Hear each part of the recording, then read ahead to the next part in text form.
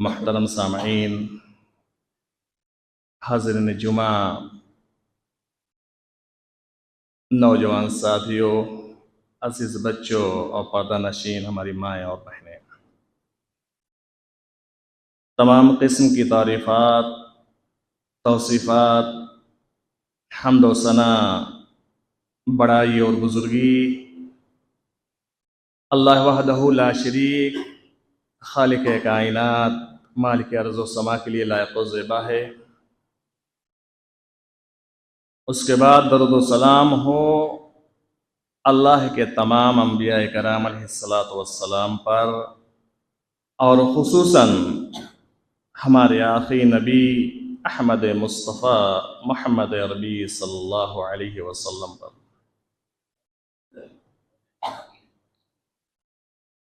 मुहतरम सामईन, आज मैं जुमा के खुतबे की शुरुआत एक सवाल से करना चाहता हूँ। सवाल ये है कि हम अपने आप को अहले हदीस कहते हैं। क्या माना है अहले हदीस होने का? दूसरे लोग अपने आप को हनफी कहते हैं। क्या माना है हनफी होने का? हम हनफी क्यों नहीं हैं? दूसरे लोग अहले हदीस क्यों नहीं बने? अगर आप और हम इस बात को समझ जाएं तो बहुत सारे फसादात, बहुत सारे झगड़े ख़त्म हो जाएंगे। उलमा में से जिन लोगों ने इस मसले पर गौर किया है वो यकीनन इस मसले की नज़ाकतों से वाक़फ़ियत रखते हैं, वो अच्छी तरह से जानते हैं। लेकिन अवामुन्नास, आम लोग या आम लोगों ने कभी इसके बारे में सोचा ही नहीं, कभी गौर ही नहीं किया कि आखिर में हम अहले हदीस क्यों हैं, हनफी क्यों नहीं हैं, अहले हदीस होने का क्या मतलब होता है और हनफी होने का क्या मतलब होता है। मैं चाहूँगा कि मैं अपनी बात यहीं से शुरू करूँ और इसी एक बात को आप लोगों तक पहुँचाऊँ। अल्लाह रब्बुल आलमीन का इरशाद है कि या अय्युहर रसूल बल्लिग मा उन्ज़िला इलैका मिन रब्बिका व इन लम तफ़अल फमा बल्लगत रिसालतहु वल्लाहु यासिमुका मिनन नास। ऐ नबी, आप तबलीग फरमा दीजिए।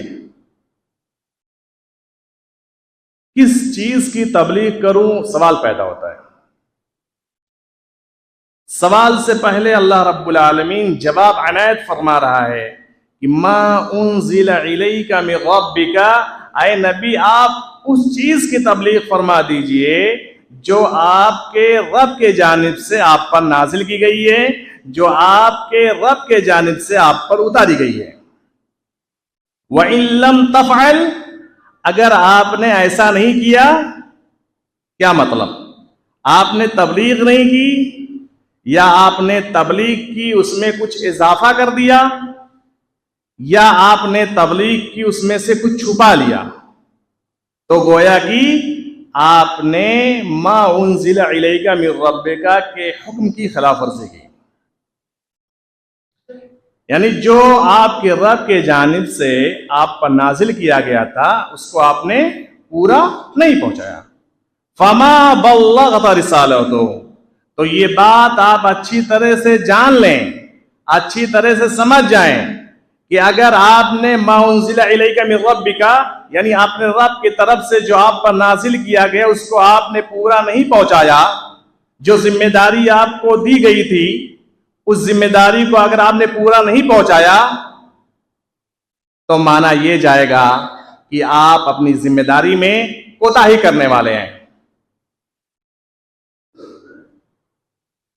इस आयत करीमा के अंदर अल्लाह रब्बुल आलमीन अपने रसूल को तबलीग करने का हुक्म दे रहा है।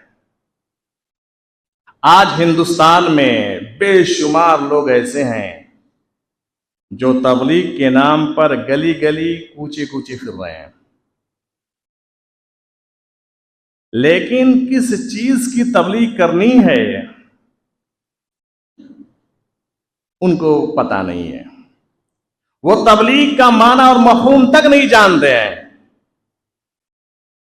बस तबलीग किए जा रहे हैं। किस चीज की तबलीग किए जा रहे हैं? जो किस्से कहानी अवामुन्नास तक पहुंचा रहे हैं, उसी को वो तबलीग कहते हैं। उन बेचारों को ये नहीं पता है कि अल्लाह ने अपने रसूल को किस चीज की तबलीग करने का हुक्म दिया है।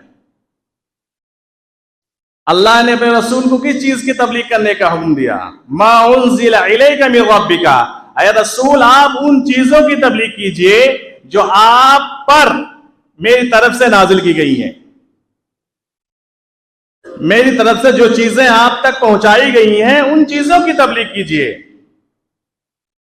उसके अलावा अगर आपने किसी चीज की तबलीग की, आपने किस्से कहानियां सुनाई, या जो चीजें आपके पसंद में आ गई, आपको अच्छी लग गई, आपने उसकी तबलीग की, तो वो तबलीग नहीं हुआ। तबलीग कब होगा? जब जो अल्लाह रब्बुल आलमीन की तरफ से आपके पास आया, आपने लोगों तक पहुंचा दिया, तो ये तबलीग है। इसके अलावा अगर आपने कुछ बयान किया लोगों को, तो वो तबलीग नहीं है। और अगर आपने ऐसा किया तो गोया कि आपने रसालत का हक अदा नहीं किया। जो जिम्मेदारी आपके कंधों पर डाली गई थी, वो जिम्मेदारी आपने पूरी नहीं की।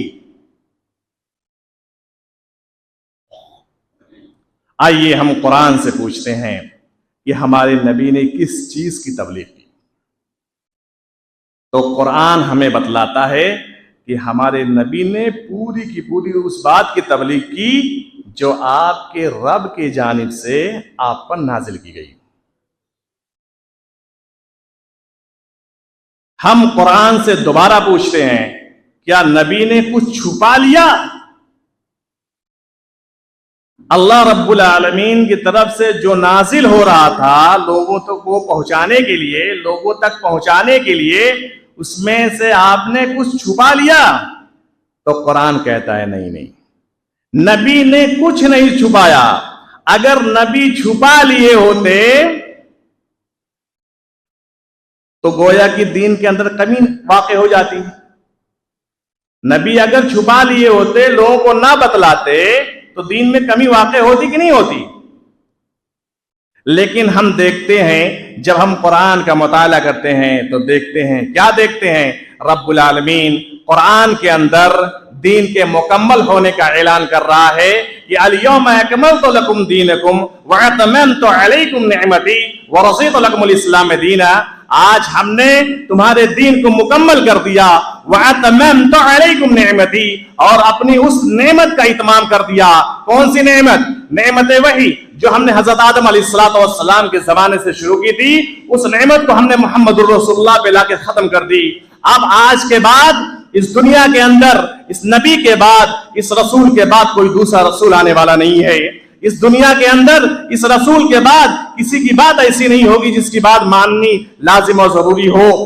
इस रसूल के बाद कोई जात ऐसी नहीं होगी जिसके ऊपर वही नाजिल की जाए, जिसके पास जिब्रील अमीन आए। ये आखिरी रसूल है, इस रसूल के बाद कोई दूसरा रसूल आने वाला नहीं है। आइए हम कुरान से पूछते हैं, क्या नबी ने अपनी तरफ से कुछ इजाफा कर दिया तबलीग के नाम पे? तो कुरान कहता है कि नहीं नहीं, नबी ने ऐसा नहीं किया, ऐसा कुछ नहीं किया है। वमा यंतिकु अनिल हवा इन हुवा इल्ला वही यूहा। नबी अपनी तरफ से कुछ नहीं कहते हैं, जो वही होती है, जो रब्बुल आलमीन की तरफ से जो बातें आती हैं, वही आप दूसरों तक पहुंचा देते हैं। आइए हम कुरान से फिर पूछते हैं, क्या नबी ऐसी जुरात कर सकते थे कि जो बातें समझ में आ जाएं या जो बातें अच्छी लग जाएं, उसको वो लोगों को दीन बतलाकर बतला दें कि ये दीन है? कुरान कहता है नहीं, नबी ऐसी जुरात नहीं कर सकते थे कि जो बातें उनके समझ में आ जाएं आप उसे लोगों को दीन बतलाकर बतला दें। नबी ऐसी जुरात नहीं कर सकते थे। क्यों? क्योंकि कुरान में रब्बुल आलमीन का फरमान है कि वलौ तक़व्वल अलैना बाज़ल अक़ावील लअख़ज़ना मिन्हु बिल यमीन सुम्मा लक़तअना मिन्हुल वतीन फमा मिनकुम मिन अहदिन अन्हु हाजिज़ीन। कुरान में रब्बुल आलमीन साफ तौर पर कह रहा है, क्या कह रहा है कि अगर ये रसूल हमारी जानिब कोई बात मंसूब करने लग जाए, कौन सी बात, जो बातें हमने नहीं कही हैं, वलौ तक़व्वल अलैना बाज़ल अक़ावील, कोई गलत बात मंसूब करने लग जाए, लअख़ज़ना मिन्हु बिल यमीन, तो हम रसूल को अपने दाहिने हाथ से पकड़ लेंगे। ये इंसानों के एतबार से कहा गया है, क्योंकि इंसान के दाहिने हाथ की जो पकड़ है वो बाएं हाथ के मुकाबले में ज्यादा मजबूत है। हम सब जानते हैं, इंसान ही है, ये दाएं हाथ से जो चीज हम पकड़ते हैं ना वो मजबूत रहता है बाएं हाथ के मुकाबले में। बाएं हाथ की पकड़ उतनी मजबूत नहीं होती है। तो ये इंसानों के एतबार से कहा गया है। एक बात और जान लीजिए कि अल्लाह रब्बुल आलमीन का कोई दायां और बायां हाथ नहीं है, उसके दोनों हाथ दाहिने हैं। कमजोरी वहां पर नहीं है, वो रब्बुल आलमीन है, उसकी दोनों हाथ की पकड़ मजबूत है। अल्लाह ने क्या फरमाया कि हम दाहिने हाथ से पकड़ लेंगे, लअख़ज़ना मिन्हु बिल यमीन, फिर क्या करेंगे, सुम्मा लक़तअना मिन्हुल वतीन, फिर हम शहरत काट देंगे, किसकी, रसूल की, जिस रसूल को हमने खातमुन नबीन बनाया, जिस रसूल को हमने इमामत रुसूल से सरफराज फरमाया, जिस रसूल पर हमने कुरान नाजिल किया, उस रसूल की हम शहरत काट देंगे इस जुर्म में कि उसने कोई गलत बात हमारी जानिब मंसूब कर दी। फिर वमा मिनकुम मिन अहदिन अन्हु हाजिज़ीन, तो दुनिया के लोगों तुम में से कोई नहीं है जो हमारी पकड़ से रसूल को छुड़ा सके, हमारी पकड़ से रसूल को बचा सके। मेरे अजीज भाइयों, हम सब जानते हैं कि अल्लाह के नबी सल्लल्लाहु अलैहि वसल्लम इस दुनिया के अंदर तशरीफ लाए और आपने अपनी जिंदगी, पूरी जिंदगी गुजार दी, पूरी जिंदगी बसर की, उसके बाद दुनिया से रुखसत हो गए। क्या मतलब हुआ, मतलब ये हुआ कि नबी ने अपनी तरफ से कुछ इजाफा नहीं किया, जो आप पर नाजिल हुआ वही आपने लोगों तक पहुंचा दिया। एक सवाल और है कि क्या सिर्फ हमारे नबी सल्लल्लाहु अलैहि वसल्लम को आसमानी वही की तबलीग करने का हुक्म दिया गया या तमाम अंबिया किराम अलैहिस्सलातु वस्सलाम को? आइए हम कुरान से पूछते हैं, तो कुरान क्या कहता है? कुरान कहता है, हाँ, ये आदम अलैहिस्सलातु वस्सलाम से लेके मोहम्मद रसूलुल्लाह सल्लल्लाहु अलैहि वसल्लम तक तमाम अंबिया किराम अलैहिस्सलातु वस्सलाम को आसमानी वही की तबलीग करने का हुक्म दिया गया। हज़रत आदम अलैहिस्सलातु वस्सलाम को जब दुनिया के अंदर भेजा गया तो क्या कहा गया? कहा गया कि जाओ दुनिया के अंदर, फ़इम्मा यातियन्नकुम मिन्नी हुदन फमन तबिअ हुदाया, जाओ दुनिया के अंदर हमारी तरफ से तुम्हारे पास हिदायत आएगी। फमन तबिअ हुदाया, तो जो हिदायत की पैरवी करेगा, जो हिदायत की इत्तबा करेगा, मेरे बताए हुए तरीके के मुताबिक जिंदगी बसर करेगा, तो एक जगह फरमाया कि उसको कोई खौफ और डर नहीं होगा, एक जगह फरमाया कि वो बदबख्ती से दो चार नहीं होगा। क्या मतलब हुआ? मतलब ये हुआ कि हजरत आदम अलैहिस्सलातु वस्सलाम से लेके मोहम्मद रसूलुल्लाह सल्लल्लाहु अलैहि वसल्लम तक तमाम अंबिया कराम अलैहिस्सलाम को आसमानी वही की तबलीग करने का हुक्म दिया गया। हमारे नबी ने किस चीज की तबलीग की? मा उनज़िला इलैका मिन रब्बिका, जो आपके रब की तरफ से आप पर नाजिल किया गया, आपने उसी चीज की तबलीग की और उसी तबलीग का मुकल्लफ ठहराया है रसूल ने हमको। फलयबलुग़ शाहिदुल गायब, जो लोग यहाँ पर बैठे हुए हैं, हमारी बातें सुन रहे हैं, वो उन लोगों तक पहुंचा दे जो यहाँ पर मौजूद नहीं है। बल्लिग़ू अन्नी वलौ आया, जो एक बात जान ले वो दूसरे को पहुंचा दे। किसने फरमाया? रसूल अकरम सल्लल्लाहु अलैहि वसल्लम ने। मालूम ये हुआ कि हमारे नबी इस दुनिया के अंदर तशरीफ लाए और आपने तबलीग का फरीजा बहुसने खूबी अंजाम दिया। उसके बाद ये जिम्मेदारी मुंतकिल हो गई सहाबा कराम रज़ियल्लाहु ताला अन्हुम अजमईन की तरफ, क्योंकि उम्मत में वही एक गिरोह है जिसके हक पर होने की शहादत अल्लाह रब्बुल आलमीन कुरान मजीद के अंदर दे रहा है। बाकी किसी के बारे में नहीं फरमाया कि रज़ी अल्लाहु अन्हुम व रज़ू अन्हु ज़ालिका लिमन खशिया रब्बा, अल्लाह उनसे राजी हो गया, वो अल्लाह से राजी हो गए। और ये मर्तबा और मुकाम तो उनको मिलता है जो अपने रब से डरते हैं। मुहम्मदुर रसूलुल्लाह वल्लज़ीना माअहु अशिद्दाउ अलल कुफ़ार रहमाउ बैनहुम। मोहम्मद ये अल्लाह के रसूल हैं और उनके साथी जो उनके साथ ईमान लाए, अशिद्दाउ अलल कुफ़ार, काफिरों के मुकाबले में निहायत सख्त है, व रहमा बैनहुम, और मोमीन के मुकाबले में निहायत रहम है, रहमदिल हैं। ये नबी करीम सल्लल्लाहु अलैहि वसल्लम के सहाबा की निशानी बतलाई गई है कुरान के अंदर। सहाबा कराम का क्या तरीका था, नबी करीम सल्लल्लाहु अलैहि वसल्लम ने एक हदीस इरशाद फरमाई कि अन करीब मेरी उम्मत 73 फिरकों में बढ़ जाएगी। मेरी उम्मत 73 फिरकों में, 73 जमातों में तकसीम हो जाएगी। यहूद नसारा 72 फिरके हुए थे, मेरी उम्मत 73 फिरकों में तकसीम हो जाएगी। कुल्लुहुम फिन्नार इल्ला वाहिद, सब के सब जहन्नमी हैं, सब के सब जहन्नम में जाने वाले हैं, सिवाय एक जमात के, सिवाय एक फिरके के, सिवाय एक गिरोह के। सिर्फ एक गिरोह, एक जमात ऐसी होगी जो निजात पाने वाली होगी, जन्नती होगी, जन्नत में जाने वाली होगी। सहाबा कराम को बड़ी तशवीश हुई, अल्लाह के नबी 73 फिरकों में से एक जमात जन्नती, एक जमात निजात पाने वाली। इलामात उसकी क्या हैं, निशानियां क्या हैं, हम पहचाने तो कैसे पहचाने कि कौन सी जमात जन्नती है, निजात पाने वाली है, जन्नत में जाने वाली है।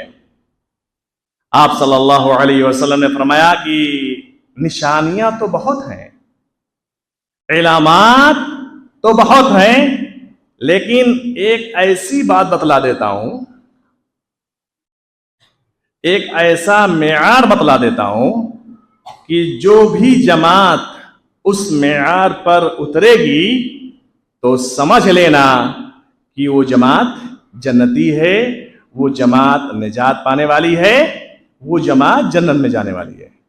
तिरमिजी की रवायत है, अल्लाह के नबी सल्लल्लाहु अलैहि वसल्लम फरमाते हैं, मा अना अलैहि व अस्हाबी, जिस तरीके पर मैं हूं, मेरे सहाबा कराम हैं, वही तरीका उस जमात का होगा जो जमात जन्नत में जाने वाली होगी, जो जमात निजात याफ्ता होगी, जो जमात जन्नती होगी। 73 फिरकों में से सिर्फ एक जमात जन्नती। इलामात अल्लाह उसके रसूल के उसवे और तरीके पर चलने वाली होगी, कुरान और हदीस पर अमल करने वाली होगी। नबी करीम सल्लल्लाहु अलैहि वसल्लम, सहाबा कराम, ताबईन, तबा ताबईन, इमामान दीन, जिनके जमाने को रसूल अकरम सल्लल्लाहु अलैहि वसल्लम ने फरमाया है कि खैरुल कुरूनी करनी सुम्मल लज़ीना यलूनहुम सुम्मल लज़ीना यलूनहुम, सबसे बेहतरीन मेरा जमाना है, फिर सहाबा कराम का जमाना है, फिर ताबईन का जमाना है। एक दूसरी रवायत में तबा ताबईन का भी जिक्र है। अगर आप और हम इन चारों जमानों में देखें, किसी भी आलिम से पूछें कि आज उम्मत जो 5 बड़े फिरकों में बटी हुई है, उनमें से किसी का वजूद था, और जिसके सबब आज इख्तलाफात हो रहे हैं और जिससे लोगों को धोखा दिया जा रहा है, जिससे अवामुन नास को धोखा दिया जा रहा है, उस चीज का वजूद था जिसे हम आज तकलीद कहते हैं, उस तकलीद का वजूद था। रसूल अकरम सल्लल्लाहु अलैहि वसल्लम मुकल्लिद थे? नहीं थे। सहाबा कराम मुकल्लिद थे? नहीं। ताबईन मुकल्लिद थे? नहीं। तबा ताबईन मुकल्लिद थे? नहीं। फिर यह क्या कहते हैं? कहते हैं कि तकलीद पर इजमा हो गया।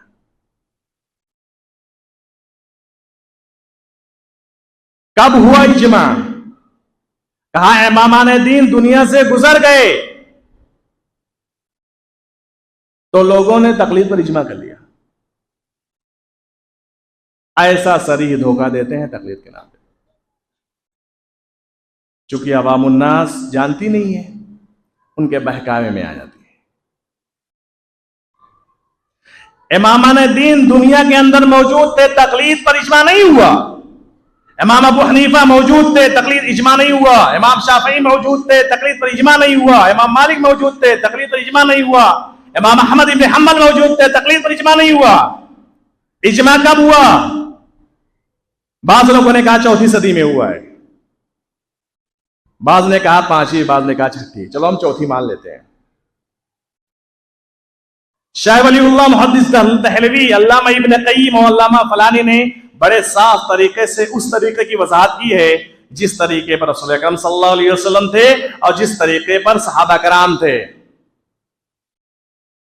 और अक़दुल जयद और इंसाम में बड़े साफ तरीके से लिख दिया, किसने? शाह वलीउल्लाह ने, कि तकलीद शख्सी का वजूद चौथी सदी में हुआ है। उससे पहले कोई आदमी मुक़ल्लिद नहीं था। चौथी सदी से पहले कोई मुक़ल्लिद नहीं था। अब मुक़ल्लिदीन हजरात को बुरा लगता है, अब वो तकलीद साबित करते हैं। कहे जी कैसे नहीं मुक़ल्लिद था? अल्लाह के नबी सल्लल्लाहु अलैहि वसल्लम ने तकलीद करने का हुक्म दिया है। कहां दिया है? जरा हदीसें पेश करो। हदीस पेश करते हैं, तिरमिज़ी की रवायत है कि अल्लाह के नबी सल्लल्लाहु अलैहि वसल्लम ने फरमाया कि इक़्तदू बिल्लज़ी बादी व इशारा इला अबी बकर व उमर। हदीस का सही तर्जुमा कि अल्लाह के नबी सल्लल्लाहु अलैहि वसल्लम ने फरमाया कि मेरे बाद हजरत अबू बकर और उमर की इक़्तिदा करना। क्या मतलब? तकलीद करना। इससे तकलीद साबित करें कि देखो अल्लाह के नबी ने इक़्तिदा करने का हुक्म दिया, गोया कि तकलीद करने का हुक्म दिया है। दूसरी रवायत पेश करते हैं कि अलैकुम बिसुन्नती व सुन्नतिल खुलफाए राशिदीन अल महदीयीन, तुम्हारे ऊपर मेरी सुन्नत और मेरे खुलफाए राशिदीन की सुन्नत की इत्तबा करना जरूरी है। यह हदीस का सही तर्जुमा है। तो कहते हैं देखो इस हदीस के अंदर भी तकलीद करने का हुक्म दिया गया है। ऐसे धोखा देते हैं। चलो हम मान लेते हैं कि अल्लाह के नबी सल्लल्लाहु अलैहि वसल्लम ने तकलीद करने का हुक्म दिया, लेकिन किसकी? अबू बकर उमर की, खुलफाए राशिदीन की। तो चलो करते हैं अबू बकर उमर की तकलीद, खुलफाए राशिदीन की तकलीद करते हैं, क्या दिक्कत है? तो जब बात हदीस पर अमल करने की आती है तो कहते हैं नहीं बाबा नहीं हो पाएगा। क्यों? क्योंकि हम तो कूफा वाले हैं, हम तो कूफा के मुक़ल्लिद हैं, इमाम अबू हनीफा के मुक़ल्लिद हैं। तकलीद साबित करनी हुई तो हदीसें पेश कर दी। जब कहा गया नहीं हदीस पर अमल करो तो कहते हैं नहीं हो पाएगा। क्यों? क्योंकि हम तो कूफा वाले हैं, इमाम अबू हनीफा के मुक़ल्लिद, हम उन्हीं की बात मानते हैं। बातें गौर से सुनिएगा।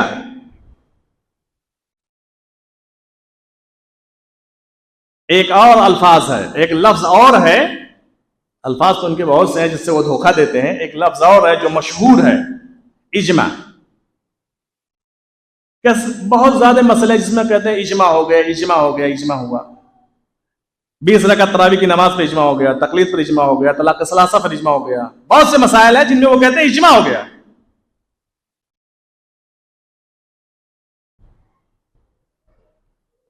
आप उन्हीं के आलिम की किताबें उठाइए, उसूल की, नूरुल अनवार को, उसमें इज्मा की बहस खोलेंगे तो बड़े साफ तौर पर वसूलियों ने लिख दिया। क्या लिखा है? ला इबरत बिल मुक़ल्लिदीन फिल इनक़ादिल इज्मा, इज्मा के मुनक़िद होने में मुक़ल्लिदियों का कोई एतबार नहीं है।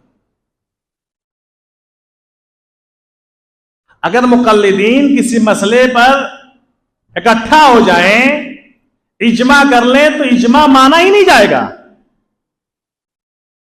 इसलिए कि इज्मा तो मुज्तहिद का माना जाता है, और मुज्तहिदीन दुनिया से गुजर गए, उन्होंने इज्तिहाद का दरवाजा बंद कर दिया, उसके बाद कहते हैं इज्मा हो गया। ऐसा सरी धोखा देते हैं। जबकि इजमा की तारीफ यही है कि किसी जमाने में तमाम मुज्तहिदीन का किसी बात पर इत्तफाक कर लेना इजमा कहलाता है। और अगर मुकल्लिदीन किसी मसले में इकट्ठा हो जाएं तो इजमा होगा ही नहीं। यह तो धोखा है। अवामुन्नास को इस तरह धोखा दिया जाता है। मेरे भाइयों, जबकि अदमे तकलीद पर इजमा है तमाम साहबे कराम अलैहिस्सलातु वस्सलाम का। कोई भी साहिब रसूल ऐसा नहीं जो मुकल्लिद हो। आप उनकी तारीख पढ़ लें, सहाबा सहाबियात की तारीख पढ़ लें, कहीं आपको नहीं मिलेगा कि कोई साहिब रसूल मुकल्लिद रहा हो या किसी साहिब रसूल ने इमाम की तकलीद की हो। चारों इमामों की किसी ने तकलीद नहीं की है, ना तकलीद करने का किसी ने हुक्म दिया है। तो आदमी तकलीद पर इजमा तो पहले से है। कोई साहिब रसूल मुकल्लिद नहीं था। और ये बार बार उसी को लेके आते हैं। तकलीद साबित करनी हुई, हदीस पेश किया, हदीस पर अमल करने के लिए कहा गया तो नहीं, हम इमाम वाले हैं। तो इस तरह ये लोग धोखा देते हैं अवाम उन्नास को, चूंकि आवाम जानती नहीं है। आवाम को लोग कहां तहकीक कर पाएंगे भाई? किताबें कौन उठा के पढ़ पाएगा?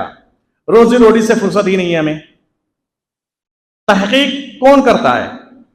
लेकिन दीन के मामले में हमें तहकीक करना जरूरी है।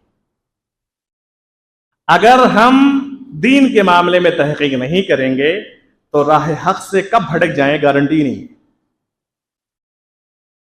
कोई सामान हम खरीदने के लिए मार्केट में जाते हैं कि नहीं जाते हैं? कपड़ा खरीदना हो तो जाते हैं।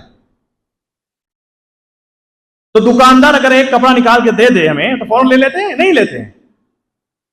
हमारी ख्वाहिश ये होती है कि कोई अच्छा सा कपड़ा हो, कोई ब्रांडेड कपड़ा हो, उसको हम खरीदेंगे, उसको हम लेंगे, जो राहत बख्श हो, पहनने में, धुलने में बेहतर हो, उसी को हम लेंगे, आरामदेह हो जो। लेकिन दीन के मामले में हमारा मामला यह है कि हम जो कुछ मिल जा रहा है ले रहे हैं। दुनियादारी के मामले में हम खूब तहकीक करते हैं। कोई भी मामला हो सब कुछ तहकीक करेंगे, A to Z तहकीक करेंगे हम। लेकिन अगर कोई इमाम है और इमाम साहब ने वाकया बयान कर दिया कि पीर साहब समंदर में पहुंचे थे, समंदर का पानी पी लिए, पूरा पानी खत्म हो गया, तो ये तहकीक करने की जरूरत है ना। ये इमाम साहब आप ये कौन सा वाकया बयान कर दिए, ये कहां पर है, किस पीर का वाकया है? वो पीर साहब थे भी कि नहीं थे, ये गढ़ी हुई कहानी है कि नहीं है, ऐसा मुमकिन है कि नहीं है? हमारे हनफी भाइयों का मामला यही है। वो एक कलादा पहन लिए तकलीद का कि भाई हम तो मासूम हो गए, अब हम इमाम साहब के मुकल्लिद हैं और इमाम साहब जहां जाएंगे वहीं जाएंगे। अरे ऐसा नहीं हो सकता भाई। अल्लाह ने आपको शऊर दिया है, अकल दी है। कयामत के दिन पूछा जाएगा ना कि अकल दी थी, इसका क्या किए, कहां बेच कर चले आए, फला की बातों पे क्यों उलझे रहे, वाकया सुनाया जा रहा था क्यों सुनते रहे, तहकीक क्यों नहीं किए? दुनियावी मामलात में तो आप खूब तहकीक किए, हर चीज तहकीक करके लेते थे। ये दीनी मामलात में आप किस्से कहानियों पे क्यों मुनहसिर रहे, सिर्फ किस्से कहानियां क्यों सुनते रहे, दीन की मालूमात क्यों नहीं हासिल की? ये पूछा जा सकता है, ये पूछा जाएगा भाई। जो हनफी आलिम ने जो बतला दिया सो बतला दिया। बात अल्लाह उसके रसूल की होनी चाहिए थी। खुतबे सुने आप तो आप दंग रह जाएंगे कि जहां पर अल्लाह उसके रसूल की बातें होनी चाहिए वहां पे ये किस्से कहानियां सुना रहे हैं। अगर हदीस बयान करते तो बात समझ में आती थी, हदीस बयान नहीं की जा रही है, पीरों वलियों के किस्से बयान किए जा रहे हैं, पता नहीं सही है कि झूठे हैं बेचारे। तो मेरे अजीज भाइयों, दीन के मामले में आप तहकीक करें। अगर इस तरह के झूठे वाकयात आपको सुनाए जा रहे हैं इमाम के नाम पे, पीर के नाम पे, वली के नाम पे, तो तहकीक करने की जरूरत है। और इन पीरों वलियों से क्या ताल्लुक है दीन के मामले में? पीर साहब गए समंदर में पानी पी लिए, पानी खत्म हो गया, उससे हमारा दिन का क्या ताल्लुक है? सुनने का फायदा क्या है? क्या फायदा निकल कर आ रहा है? मेरे अजीज भाइयों, कोई फायदा नहीं है। यह सिर्फ अवामुन्नास को धोखा दिया जा रहा है। दीन की बातें तो बतलाई नहीं जाती हैं। और यहीं से फर्क वाज़ेह होता है कि अहले हदीस होने का मतलब क्या है और हनफी होने का क्या मतलब है। अहले हदीस, अल्लाह उसके रसूल की बातें आ गई, मामला खामोश हो गया।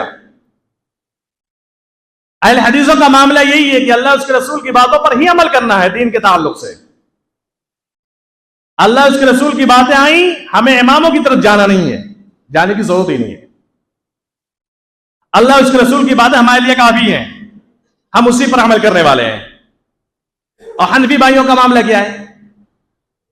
अगर कोई हदीस उनके सामने आ जाती है तो वो उस पर अमल करने के लिए पहले दौड़ते हुए अपने इमाम के पास जाते हैं कि इमाम साहब ने अमल किया है कि नहीं किया है, या इमाम साहब इस हदीस के ताल्लुक से क्या फरमाते हैं।